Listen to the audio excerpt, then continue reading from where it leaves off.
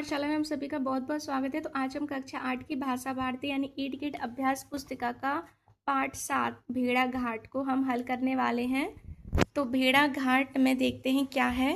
भेड़ा घाट में कौन सी नदी बहती है? तो नर्मदा नदी बहती है।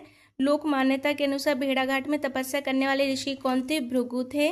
नर्मदा नदी का उद्गम कहाँ हुआ था? अमरकंटक में हुआ था।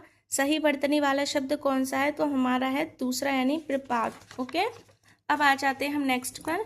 इन्होंने जन्म लेते ही भेड़ाघाट देखा और भेड़ाघाट देखते देखते ही मिट जाएंगे। लेखक ने यह बात किसके बारे में कही है? घास और घासपात के लिए, घास और घासपात के लिए कही है।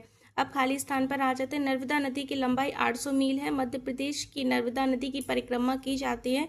तपस्या करने वाले को तपस्वी कहते हैं। चट्टानों के घिसट से नदी की भार से घर घर स्वर निकलता है। भेड़ाघाट में संगमरमर की चट्टानें सतपुड़ा पर्वत की हैं। पाठ के अनुसार संस्कृत कोश में नींबू का उल्लेख करना कौन भूल गया था? तो अमर सिंह। भेड़ाघाट, लेखक ने भेड़ाघाट की चट्टानों को तपस्वी क्यों कहा? लेखक ने भेड़ाघाट की चट्टानों को तपस्वी इसलिए कहा है क्योंकि वे सदियों से धूप, हवा, बारिश और नदी की तीव्र धारा को सहते हुए भी अडिग रहती है। दूध धारा क्या है? नर्मदा नदी जब भेड़ाघाट में संगमरमर की चट्टान के बीच से ऊंचाई से गिरती है तो उसका पानी सफ़ेद जैसा दिखाई देता है, यही दूध धारा है। सफ़ेद फैन जैसा दिखाई देता है, यही दूध धारा है। नीचे दिए गए शब्दों का प्रयोग एक वाक्य में लिखिए। 13 मील भेड़ाघाट दूर से जबलपुर हो तो है।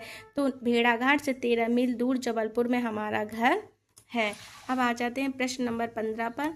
हिमालय की बर्फीली चोटियां और भेड़ाघाट की चट्टानों में क्या अंतर है? हिमालय की बर्फीली चोटियां गल रही हैं परंतु तब भी वह डटकर खड़ी है, परंतु खूबी यह है उसी प्रकार सफेदी भेड़ाघाट में नर्मदा की भी है जो गलती नहीं है। नर्मदा मानो यहाँ चांदी के कारागार की बंदनी। इस पंक्ति से क्या आशय है? आशय यह है कि श्वेत चमकीली संगमर की चट्टानों किनारों मानो झील की ऊंची ऊंची दीवारें हैं।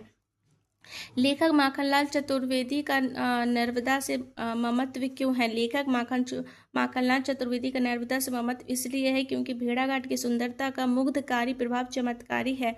जा तो दूध धाला आए, यह बात किसने कही थी? इस वाक्य को मानक भाषा में लिखिए। यह तो दूध धारा, यह बात रोपी लगाए हुए फूल गालों वाले ग्रामीण बच्चों ने कही थी। बड़ा छोटों को सिर पर लेकर ही बड़ा होता है। पंक्ति के आश को स्पष्ट करते हुए लिखिए। यह लिखिए कि यह किस संदर्भ में कही गई थी? तो यह भेड़ाघाट के संदर्भ में है। लेखक कहता है कि भेड़ाघाट पर संगमरमर के ऊपर लहराते घास हैं। इसने भेड़ाघाट की इसी संगमरमर पर जन्म लिया है और यही जीवन समाप्त भी कर देगी। ठीक है, अब आ जाते हैं प्रश्न नंबर 20 पर।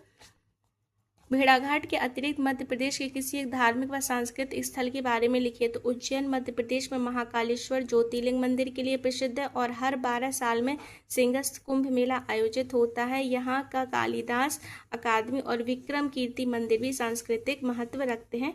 तो हमारा पाठ 7 हुआ समाप्त। हम मिलते हैं अगले पाठ में, जब तक के लिए धन्यवाद।